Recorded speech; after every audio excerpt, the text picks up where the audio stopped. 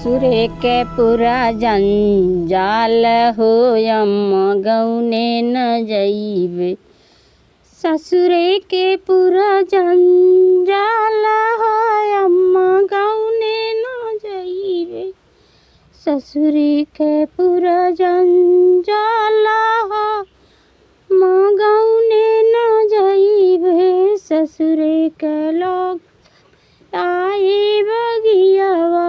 ससुरे के लोग आए बगियावा। कोई लड़की महरिन के साथ छिपी जावा हो अम्मा गौने न जई। महरिन के साथ छिपी जावई हो अम्मा गौने न जइबे। महरिन साथ छिपी जावई हो अम्मा गौने न जइबे। ससुरे के पूरा जंजाल अम्मा गौने न जइबे। ससुरे के लोग सब आए कुआनवा। ससुरे के लोग सब आए कुआनवा। महरिन के साथ छिपी जावा हो अम्मा गौने न जइबे। महरिन के साथ छिपी जावई हो अम्मा गौने न जइबे। ससुरे के पूरा जंजाल हो अम्मा गौने न जइबे। ससुरे के पूरा जंजाल हो अम्मा गौने न जइबे। ससुरे के लोग सब आए दुअरवा।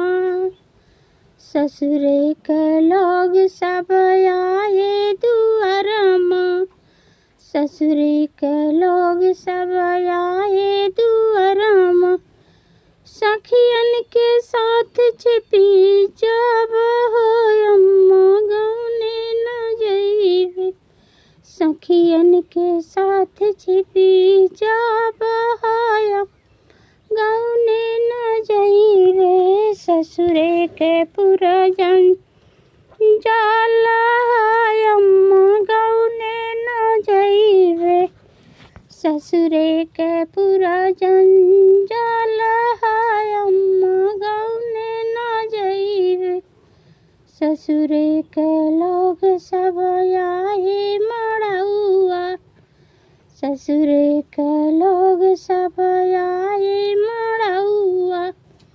भाभी के साथ मैया के साथ छिपी जावई हो अम्मा गौने न जइबे। चाची के साथ छिपी जावई हो अम्मा गौने न जइबे।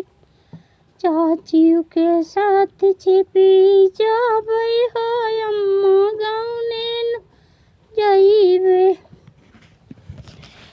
ससुरे के पूरा जंजाल अम्मा गौने न जइबे। ससुरे के लोग सब आए कोहबर। ससुरे लोग सब आए हैं कोहबर। भाभियों के साथ छिपी जावई हो अम्मा गौने न जइबे। भाभियों के साथ छिपी जावा हो अम्मा गौने न जइबे। ससुरे के